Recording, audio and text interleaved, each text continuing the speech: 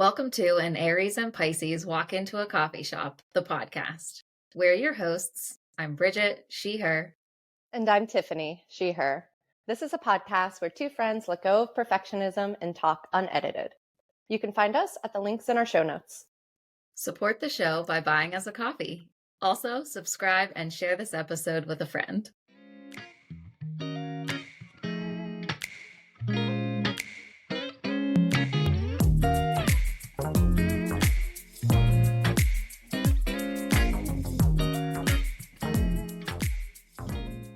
Your thoughts about. Sure, go ahead. Did you just do what I think you just did? You're so chaotic. The trickster of tricksters. So the thing I've been thinking about today is overstimulation. And I came to this conclusion. So I never thought of myself as someone that had like sensory overload, even though that's like obviously what I've dealt with my whole life. It's one of the main sources of my anxiety. And then it occurred to me today that one of the reasons that being in pain is so hard, so I'm also dealing with a chronic pain flare-up, is that it's really overstimulating to be in pain. Mm-hmm. And I'm over here kind of like, because now I'm on like, I don't know how many days. I'm on some amount of days of like this constant flare. And it goes up and down. Like it's not the same type, but it's loud and it's affecting how I move and how I do things. And I've been having to lay down and just nap a lot because I'm exhausted. And I keep on having this thought of like, I shouldn't be this exhausted. And then one, just being in pain is tiring. But then the overstimulation thing came up because I was like, today I started feeling like, oh, I'm not hitting my mic, sorry. Today I was feeling like almost sick, like panicky and sick. And I was just like, oh no, am I getting sick now too? And then it dawned on me, no, you're just overstimulated. And so that's an interesting frame to put on it because I think it's giving me a little bit more grace than I typically would give myself. I like that. I like that offering to think about that for myself as well. And I hate this for us because I know that so well of like, oh my God, I'm getting sick. But then I'm just like, oh no, I am like way past exhausted and I just like keep going. I think that's what I like texted you earlier. I was like, how do I just keep going? I think that like, I just keep I think, am I also maybe afraid of falling into past versions of myself that were in like low lows, like where I think maybe like sometimes do I just keep going because I'm afraid that if I lay down and rest that I'll fall back into like all I do is lay on the couch and I don't do any like physical movement or exercise. And as I'm saying that out loud though, I'm like, Bridget, you're not gonna go back to that. It's the black and white thinking. It's the either or. Well, if we're not going to do that, then we have to do the opposite thing. But I was just talking about this week about like, oh, right, there's like a middle part. What? I think it's useful to go to the extremes sometimes. Like, just like to dip a toe in so you know what those edges feel like. So then you can find somewhere in the middle.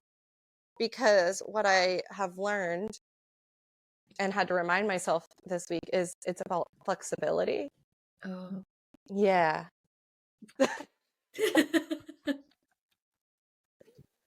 So I'm trying to practice being flexible, which is so funny because I always thought of myself as someone that's very adaptable and flexible. And then I am, but not because it's easy or comes naturally. Like I'm really uncomfortable all the time.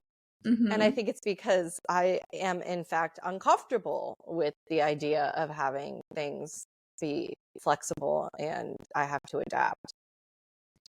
That's being incarnated, baby. I feel this so hard. Like, I feel that so hard. And also that I think that's so funny that you just said that's being incarnated because you know what I found on my computer Hmm. was I believe, a downloaded Marco Polo that I had sent to you in 2020. Whoa. I Time capsule. don't know why, but I'm thinking back, I'm like, well, there's no one else I would have sent this message to because I was explaining, like I was talking about what had happened after I had had this like mini Akashic Records reading Oh, yeah. back in 2020. It was so wild to see that version of myself talking about these things, Mm-hmm. just like so. If I say so long ago, it's not long as in time, it's long as in the everything that I've like worked through and all these Mm-hmm. Yeah, you've been really conversations and busy. everything that we've had. But the one thing that had come up in that reading was that she said that it's likely that I have done this like for a very long Mm. time. Mm-hmm. And my like soul, my being is just kind of like, okay, I'm kind of tired of this. Like, I don't want to like do the human thing with the human body. Like, I'm Yeah. like, okay, like I get it. Like it's like I can see that like there's something else, there's more, right? Like there's some, and I'm like, I'm feeling that so much lately. Mm. But like the other thing that she had said was like, she's like, but then you chose to come here to have this experience. So like remember that. And I thought that that was a very like interesting piece of it for me to hear at this point in time Mm-hmm. because I feel like what's happening with me lately is I'm calling it like just a bunch of like mini existential crisis. Like I'm just like going in and out of it. Mm-hmm. And I'm like, what the fuck? Like, I don't know. Like, and it feels like that. It feels like exactly what she said. Like, I, Yeah, we like, I can like, chose I can this. see through all of the things though, that like nothing matters. Everything's made up. But yet, here I still am toiling over all of the things and feeling all of the things. Mm-hmm. And uh,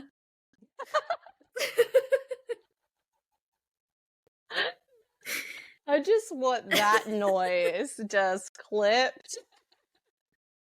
And whenever someone says, "So how are you doing?" I just want to play you making that noise.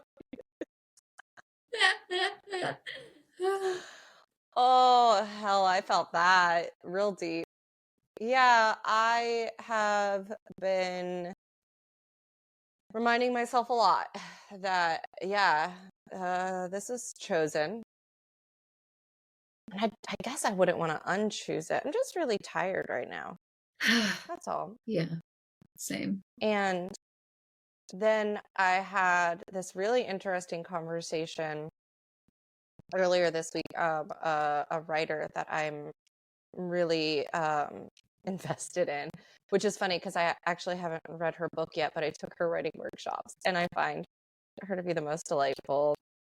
Um, and she was posting about like the common plight of a creative having to exist online for business purposes. So, like, you want Mhm. to do things for the work, and to get the work noticed and funded, then you have to do these strange marketing admin things online. And then it's just a cycle of I'm never doing enough marketing, I'm never doing Mm. enough creating.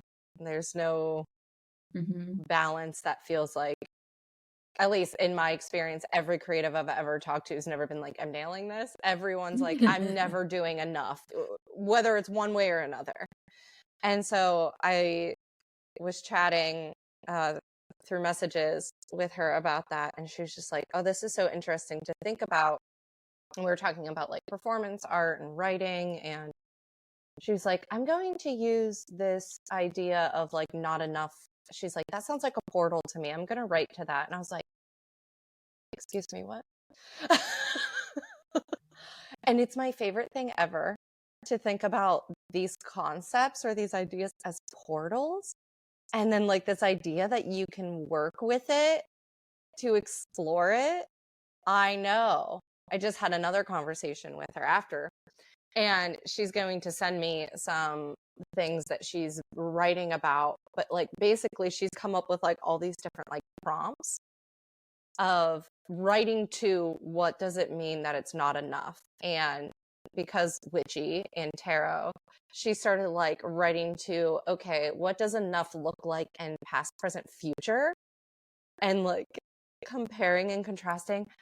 I cannot wait to read exactly like what her brain's thinking about. And I think I'm going to be writing about this probably forever. Yes, Bridget. I I'm very fuzzy and out of it today. Same. So my brain is like, oh, it's there, but it's like I'm like trying to like hold on to the edge. Yeah, I'm like peering over. same. I want to keep talking about this forever and more. It's confusing big magic. And I think it's supposed to be fuzzy because it sounds like nothing and everything all at once. Like, what did I tell you at the beginning of this week? The thing that I had that felt sounded like nothing but felt like big? Mm-hmm. That it was that I'm focusing on taking action from the space where I have everything that I need and I'm Mm-hmm. supported. And I'm like, well, yeah, I've heard that a million times before. But I think that something happened in my brain Mm-hmm. where it's like, oh, I think I can start imagining what that feels like or looks like Yeah. a little bit. So Mm-hmm. I think that I could potentially make a decision with that in mind. Mm-hmm. It's the idea that, Oh, yeah. I had another thing, Mm-hmm. like a addendum, I Yes. guess, that came up, uh, that it was like, I think that I was thinking about like, okay, what does it mean or look like to have everything that I need? And then it had like the distinction because I was like, okay, well, if I have everything that I need in this moment, that doesn't necessarily mean that I have everything that I will ever need for the rest of all time. Right. Because I think I was thinking about like money and like, okay, well, if I have all the money that I need right now, well, I might not necessarily have all the money that I need tomorrow or next year or 15 years from now. But like, I think that trusting in the idea that I have everything that I need means trusting in that I am capable and Mm, I can handle whatever comes my way in the flow of it all. right. That's that flexibility piece Yeah. and like the self-trust piece. Hmm. And I think that has a lot to do with this idea as like a creative what is enough and just like as a human being, what is enough? Hmm. Because this is where I start thinking about like my rebel resistance archetypes where I'm thinking like, okay, well, a lot of times the voice in my head that talks about enoughness is a white supremacist capitalist. Like, I don't Hmm. love that um, for me. And so I've been slowly trying to uproot and find that anytime that starts to happen in my head and call it what it is to challenge it because I think that there is some sort of magic that is trying to brew a regulated nervous system in the sense that a nervous system that's flexible enough to, like you said, deal with like the up and down and flow and things, because like having a regulated nervous system means that you can be dysregulated and then go back to regulation with more ease than, say, a dysregulated nervous system, which is what I tend to work with, where I get stuck in Mm. certain spots where it makes it, even when I am quote unquote regulated, I feel uncomfortable because I'm already primed for when I'm not going to, and the fear Mm. of, well, am I going to be able to handle it the next time? Because I don't Mhm. trust that I can. Mhm. But I'm working on that. Can I tell you one of my ridiculous, Bridget, one of my favorite things from when I came to visit you Yes, please. was when I was having that panic morning and you were like, "Bridget, are you doing that thing that I do where you're telling yourself that you're not going to be able to handle like all of the, you know, activities or whatever, like the things that we're gonna, you're not gonna be able to handle the day?" And I was like, "Oh my God, like, yes." Like, Which ironically makes it so you can't handle anything because you've already burned up all your fuel stores first thing in the morning. um, but like I've really been thinking about that. Like Mm, that keeps coming up for me. And I'm like, oh, how much am I just is that narrative in my head going and telling myself this story that I'm like, well, but actually, I don't know what's gonna happen. mm-hmm. And that thing, the other part of it is that like, could it perhaps be regenerative? Like could you gain energy from this? And and all of the ways and the things that we get out of things. Cause like, yeah, I have no idea what's gonna happen. I don't know. But like, yeah. Yeah, especially because when you were here, because you were very outside of your norm, you really didn't have any data set points for that. And you did it. Mhm. And like, I think that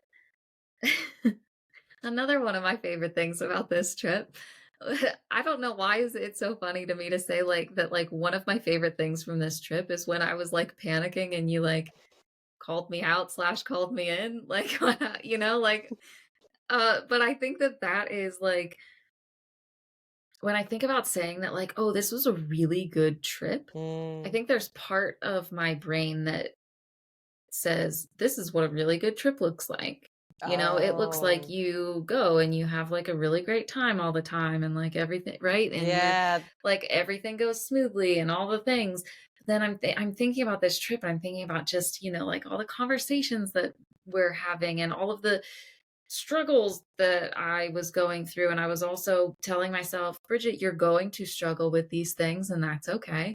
Like Mm-hmm. being out of my routine, being out of my time zone, being out of my bedtime, like, um, just like all these things. And then like having a body that is experiencing so much pain and then feeling like limited and all of these things and just crying just cried a lot on this trip for many different Mm-hmm. reasons. And I'm like, wow, this trip was just, it was everything. It was like literally like the whole experience of like all of the things. And isn't that beautiful that like we got to like share that together and like be in that together because never once felt like I couldn't feel how I was feeling and Mm-hmm. I felt so, like, held in all of it, and I was like, "What a beautiful life here." It was so intimate. I loved it. And I got to know you better, which is so funny because I've known you for so long. But there Mm, is a difference when you're with someone like in the day to day. Like I learned so many things about your like internal mm, experience that I just didn't know because we mhm. don't spend day to day Yeah, together. And we haven't for years. yeah, And I'm glad that you felt that way because I think that was like one of the main things that I have found in the past couple of years, like living here and having like the people I do around me and the healing I've done or the experimentations that I've done where there is the big alchemy that's happened for me is being around people that do give me space and reassurance and care to feel my feelings and to just be where I'm at, who I am, whatever that means that day. Mm-hmm. Um, and it's really shifted like big things in my internal landscape that felt impossible to move. Like certain issues with self-compassion or judgments I've held on to, or just like a feeling of stuckness of like,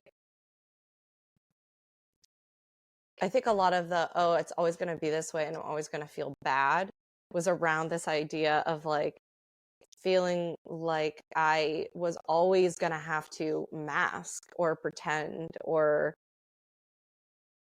I guess feel broken, I think is like a main thing that pops up.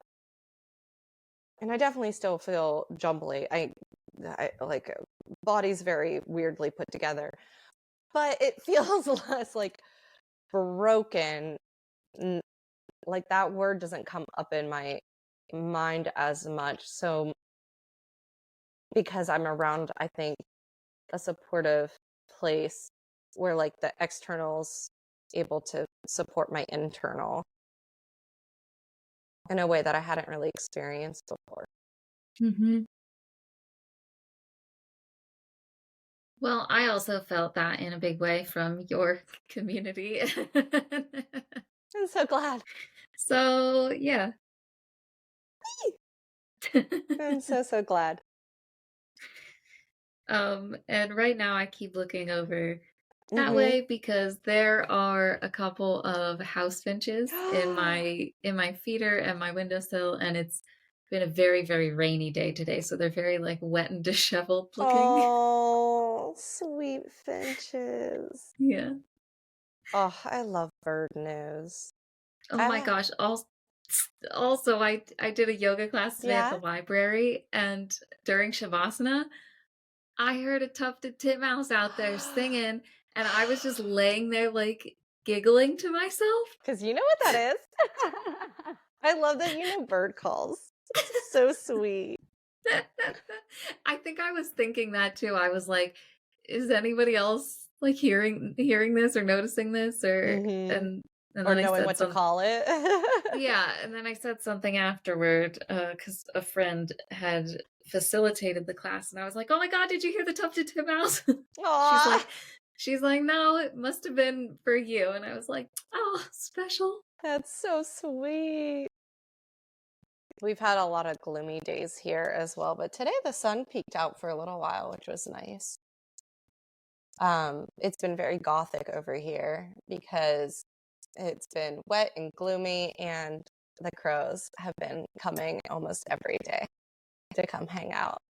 I'm obsessed with this. I'm so excited. I can't believe I lived here for literal years and crows never came. And then, like, literally the season I'm about to move from here, the crows show.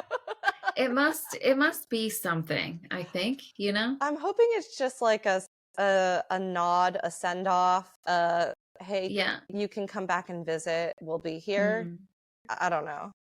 Feels weird Um though, the timing. I I did tell my partner about that, and he asked, "Did you have peanuts specifically for the crows?" Yes. And I was like, "I have no idea what your peanut status is. I'll have to ask." Yeah, well, I was hearing crows more frequently, and then I saw a couple hanging out in the trees across the street. So I literally got peanuts for the crows. So I was like, it's time. I'm gonna befriend some crows. So anytime I would hear them, I would open my window in the screen and talk out loud to them and Mhm. get my face out there as I'm putting fistfuls of peanuts along the ledge to tell them like, hey, it's me, this Uh-huh. witch. It's I'm me, the and I'm the peanut it's supplier. snack time.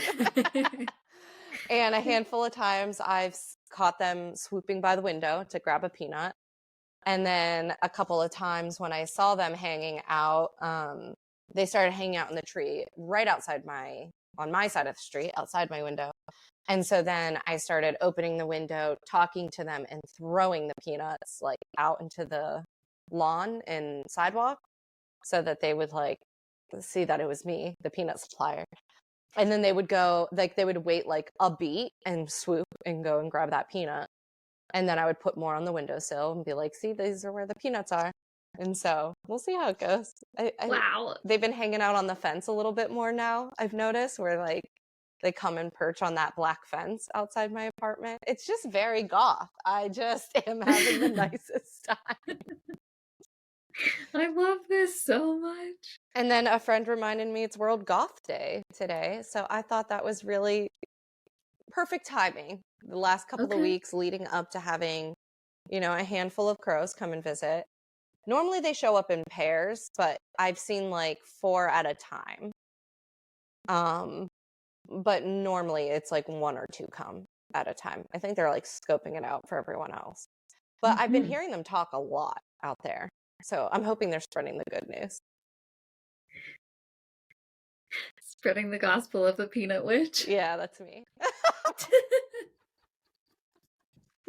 And then the cutest thing happened. I was, you know, basically bragging to my partner about my crow status, and they let me know that they have got peanuts to keep in their backpack so we can have peanuts on the go whenever we're out, just in case. So we're gonna do really good crow witch magic, and it all has to do with peanuts. So. I love this. I have often thought as I'm like out or something like, you know, somewhere that I'm like, should I have just like birdseed with me? I like mean, just, you are a bird witch. I feel like just in case. it's a good just in case ration. I think that I saw a reel of somebody who just had like birdseed in their pocket. Just loose bird seeds.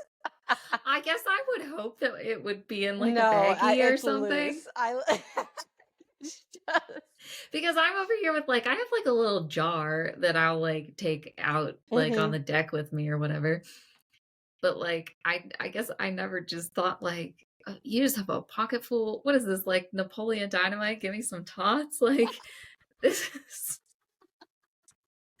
just loose seed in the pocket. Oh, I love don't know. how chaotic that sounds. Oh, that's funny. I like that. My headcanon is they just have loose seed in their pocket. Like a sensory nightmare, of course, but so funny. Oh my goodness. The other day, you know how my little eye mask pillow thing that I don't use as an eye mask pillow and instead I play with the texture? It's filled with flaxseed.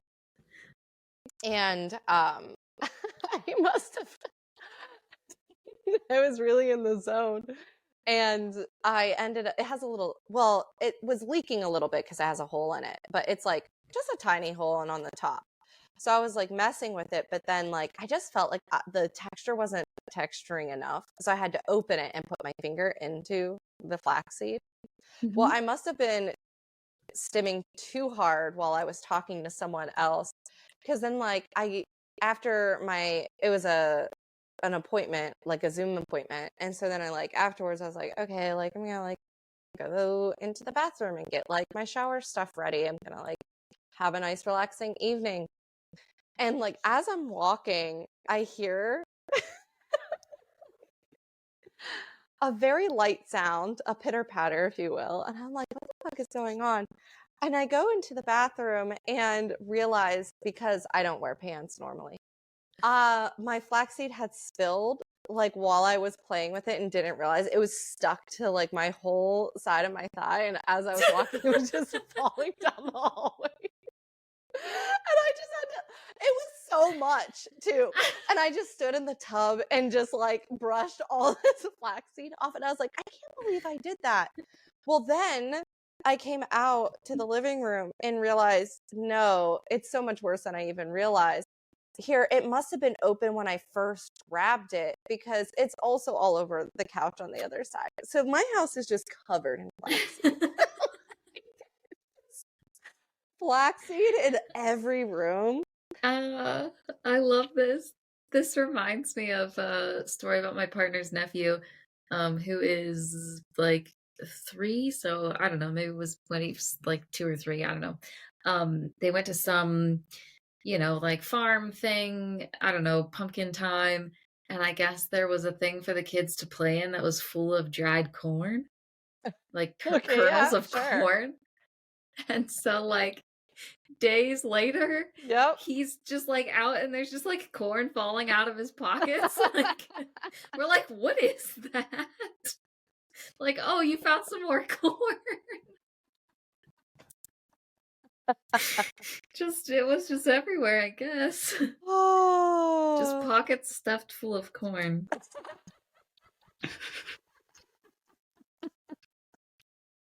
look, it's a great texture. Anyway, I have a lot of cleaning to do now, so that's cool for me. I already had a lot of cleaning to do because I don't know if you heard about the great dust storm that Chicago Oh had. my gosh, my therapist just mentioned it to me today. She said her sister was just there and was like, what the fuck's going on? Yeah, it's just dust bowl times now. Sure, why not? Um, it really fucked up my shit. I had all of my windows open because it was a hot day. And then I just thought it was going to thunderstorm. No, it was a dust storm, and it blew dust all through my abode. And so dust all over everything, just everywhere. Like dirt? Yep. Bridget, the air outside was brown. Like you looked outside and the sky was brown. It was crazy. That is nuts. Not that long ago, I was also telling my partner that I think that the apocalypse Hmm. is different than we think it is. Like, if Agreed. you see like zombie movies or shows and they're like, it's going to be, like zombies and whatever. And I'm like, no, I think it's already happening. And I think it's the planet Agreed. doing all of this because we're getting the most insane weather here. Hmm. And I'm like, no, this is what it is.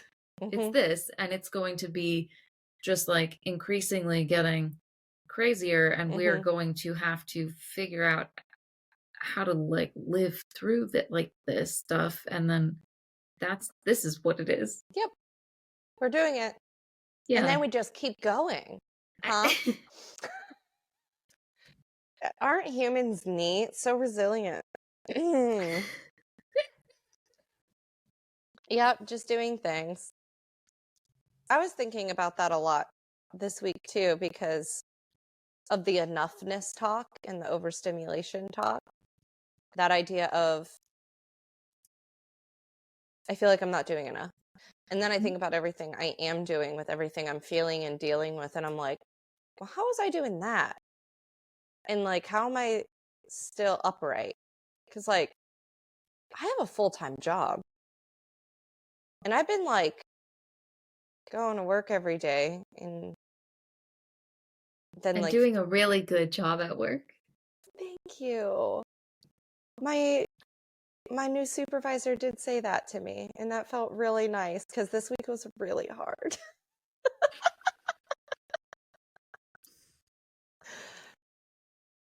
Thank you. Yeah, and then just keep going. Mm-hmm. I do have it in my head that it's like, I keep on telling myself it's gonna like get easier. And then sometimes my bratty teen inner says, yeah, when? Yikes, girl. Yeah, she has an Yikes. attitude problem. I get it. She's earned it. Yeah. She came by it honestly. Yeah, she's doing her best. Yeah. I would love to see teenage Tiffany. What? Were you looking goth back then? Yeah. I was doing the stupidest shit back then. Like what? Like wearing like polo shirts from Hollister Oh, I and like forgot high that you had heels. that. Look, I liked a high heel too, but I wasn't a polo shirt person. No. Okay, so teenage me, she was really obsessed with black eyeliner. She was doing like Mm. that like big cat eye black liner. Um She loved a fishnet. She was hacking all of the collars out of her shirts because she could not be fucked to have a collar touching her collarbones. It's amazing that I didn't know I had sensory issues. But I used to get real, like, like any shirt that came up too high, I'd get real panicky. So I would literally just take the bluntest of scissors and just be like, fuck this, and like cut like a scoop neck out of most of my shirts.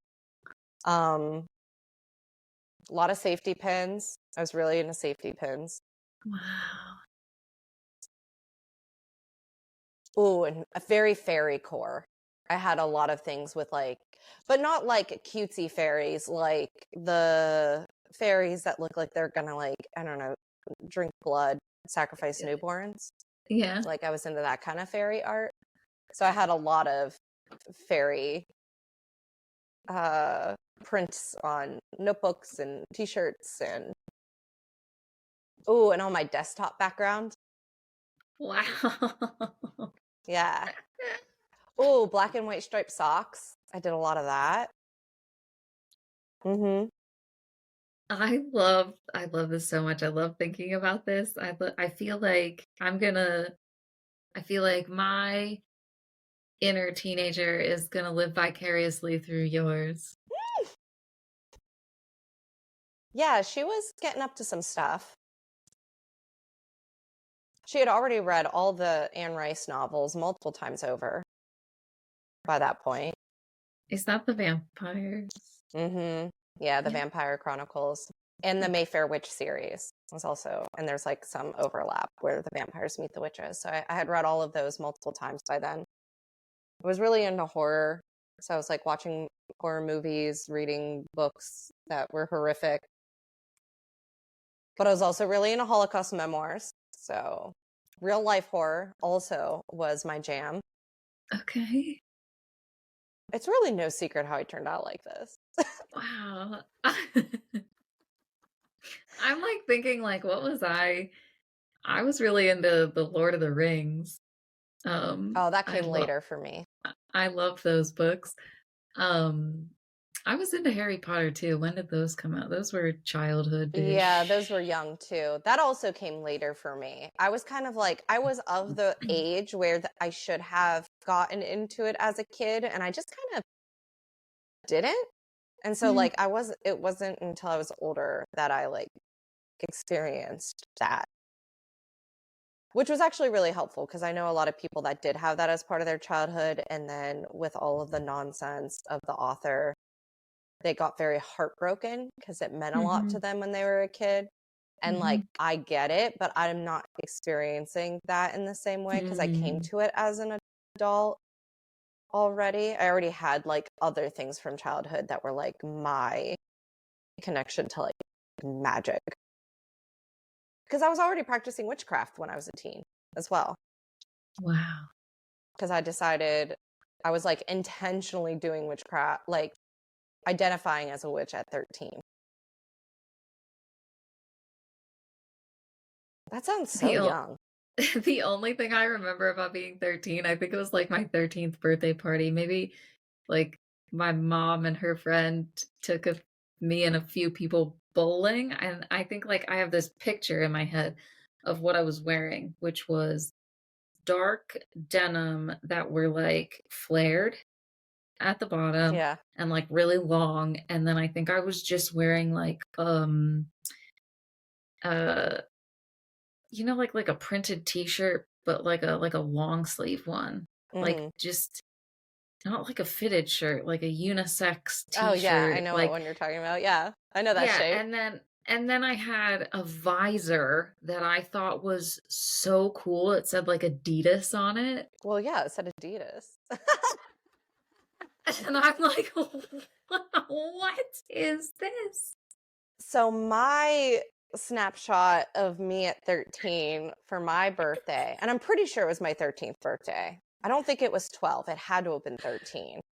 Was I had a karaoke party and and I have no recollection where these pants came from, but I had these pleather pants that were burgundy snake print, and I thought they were so cool. Yeah, they were. And they were, but oh my God, they were also so fucking hot. So even though it was March and cold, because we were indoors, and I don't know whose idea it was to do karaoke, because looking backwards, I can't believe I had the confidence to sing in front of people, because like shortly after that, I would have rather been flayed and dismembered and died than sing in front of somebody. It took me a long time, and I'm still working on it, like allowing people to hear me sing because it feels so vulnerable. But yeah, I had like a karaoke party that my parents must have put together. And I wore and I think I wore some kind of like black textured top, I think, with those leather burgundy snakeskin pants. I thought it was so fucking cool. Mm-hmm. But I do, in fact, have a visceral memory of how sweaty and hot I was. They were so uncomfortable, but they looked neat. I'm also just remembering that we went to Pizza Hut. Pizza Hut! I don't remember what we ate for mine. We must have ordered something in, though. But because I think that we had pictures from Pizza Hut as well, and I think like our waitress served something. I don't know. That is a visual in my head. You wearing an Adidas visor. Oh my God, I also Incredible. had those Adidas shoes that were like the flat bottom, and they're like white, and they've got the like three stripes on the side, I think in Mm-hmm. like silver maybe. Mm-hmm. Um but I had to make them more like alternative or whatever. I had like a lime green shoelace on one of them. And then Just on I the think I one. yeah, and then I remember being at like the county fair, Uh-huh. and like everyone was like signing my shoes. So they had like writing all over them too. Like, and that I felt so cool. Yeah, that's so quirky. What? People were signing your shoe. Yeah, I don't know why. Was that a thing back then? I don't know. Maybe. Maybe. That would have been like, oh God, what, the middle school. Is that right? Or like right Yeah. before high school or something? Yeah, 13. That would have been like middle school. I don't know if that's when these shoes were, but I think it was like around the Yeah, same. that era. Whoa, so weird to think about that. 13. So baby. Who is she? Mhm. Well, I guess now I'm figuring out she was way more bold than I really thought. Yeah. Because, like, I was in a small school. No one else in my grade. Well, no, that's not true. I had a couple of friends that were a little bit more on the goth side. But it wasn't like, what, like, it wasn't a cool thing to do. Mhm. Yeah. Yeah. I I don't know. I was just like, I think that visor whatever. I don't know like when I went to high school, then I was like really trying to be like, I was so lonely. I just really wanted to be liked. Yeah. And I think that that's what I saw, like, oh, this is what the popular people are wearing. I have to wear that too. Yeah. I remember going through that with my nieces. They went, like, when they were that age, that they just really wanted to feel like they belonged somewhere. So they, like, only liked what their friends liked. Yeah. Yeah. I think I had no idea like how to figure out what I liked or whatever. I don't know. Yeah. And I think part of mine was like, neither, like, my oldest sister was more alternative. Like, she came from like that grunge era. I just saw a crow swoop. I think that crow's scoping it out. Yep, they're scoping it out. I just Oh saw my some God. crisscross action. Ugh. That's what they do before they decide they're going to land and grab a peanut. Um, what was I saying? Oh, like, my sister was more alternative when I was really little. And then I think it was just like the media I consumed. Like, I just really liked more of like the goth alternative fashion from like books I was reading or bands that I like. And so then I would like experiment with that.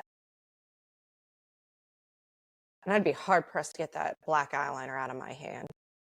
Oh, I love that black eyeliner. I I felt never so really, tough. I like never really, makeup wasn't really my thing. Oh, it was always my thing. Even when I was like a kid, like that play makeup that they used to sell like Mm. in the 90s, I used to love that. I Yeah, I mean, always wanted to paint. I had the like glitter Yeah, roll-ons. I did that The too. I had that. Mm-hmm.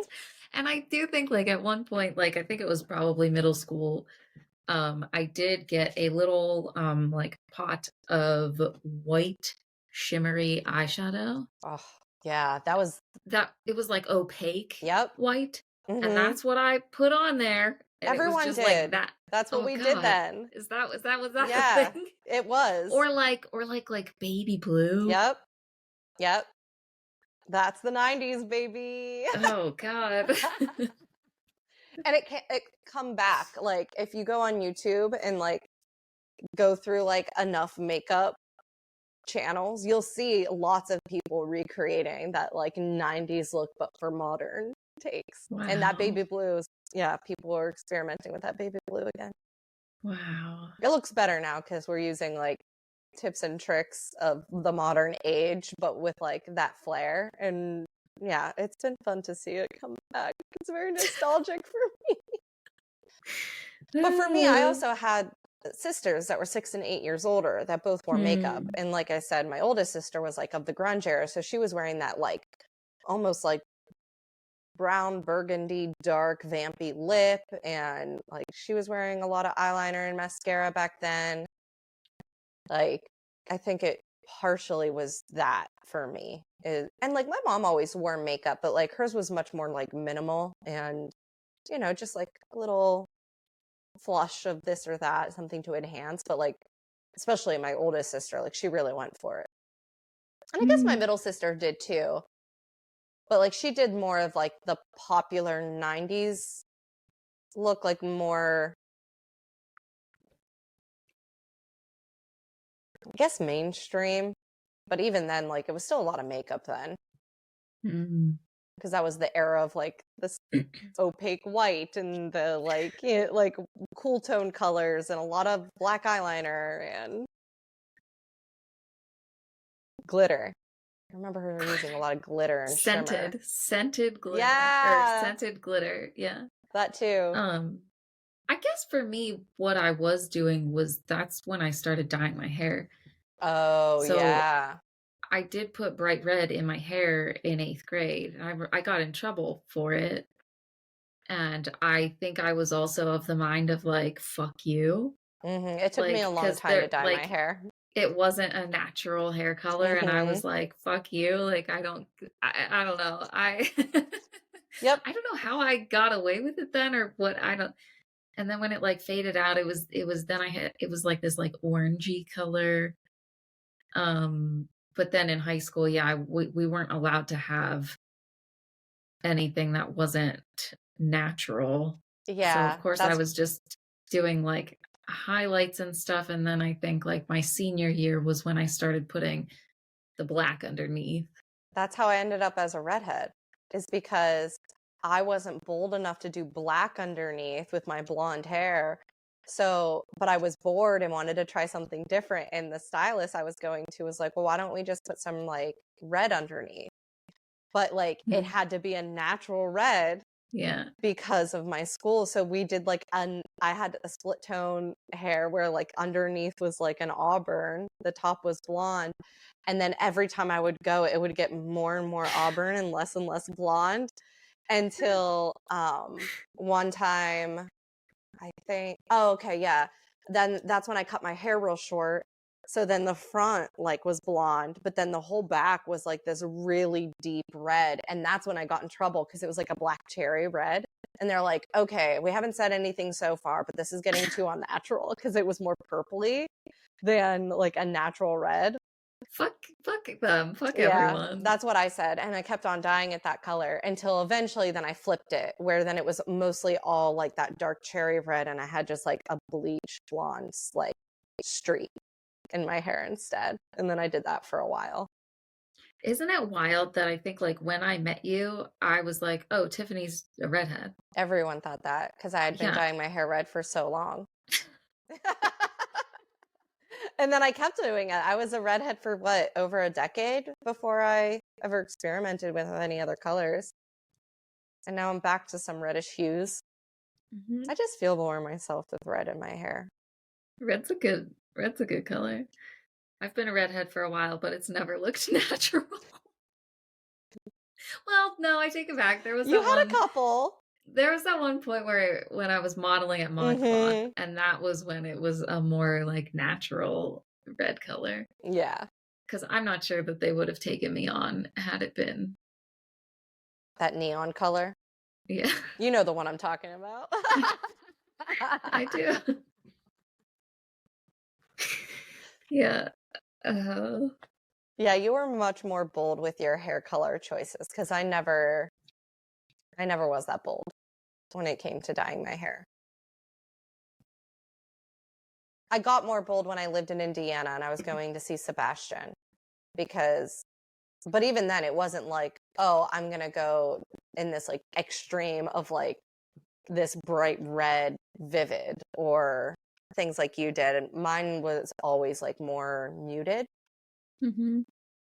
I think I just feel, I think too bright doesn't fit. I don't feel like myself with bright hair. Unless it's just like little pops. But even then, Yeah. like, it's fun. But I think I'm able to be like, I can do this because I know it's going to fade to this, where this feels like more me. You know, just washed out, muted, covered in fog. I feel like that's like you're describing this. I'm like, yeah, exactly. That's exactly, yeah, that makes so much sense.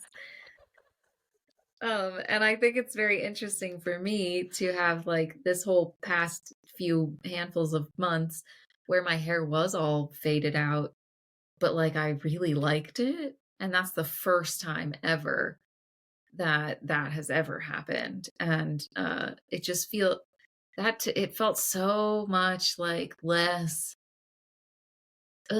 you know, like less work, less upkeep, less worrying about it. Mm-hmm. Like I was just like, this looks cool and I like it and it's fine, even though it's not this like punchy in the face color. And that is so funny to hear you say that because, yes, it was faded out and more pastel, but it was still like a punch you in the face color. What the Yes. It tasted like those sour candies. The ones that make you pucker up a little bit, but like in a lemonade. Does that make what's sense? this taste like? What's this taste like? Mm. Oh, you know what that tastes like? That one is like you know when you get one those fancy desserts when they do like the decadent raspberry jam with like a dark chocolate. Do you know what I'm talking about? I think I can picture like a dark chocolate like lava cake or Yeah, but something. like but less lava and more like a really intense raspberry jam. That's what that hair tastes Okay. I'm into all of it, I guess. like.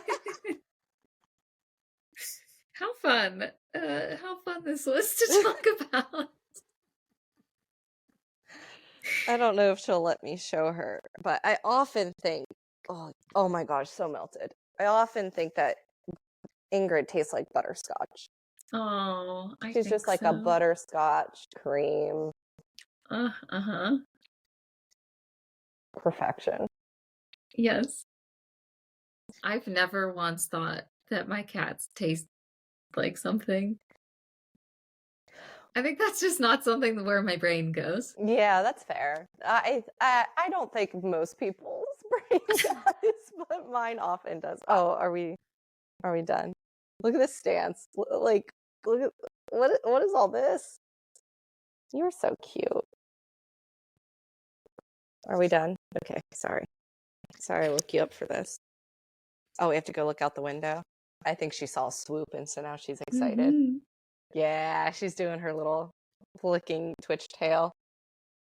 Yeah? Are there birds to look at? Good job.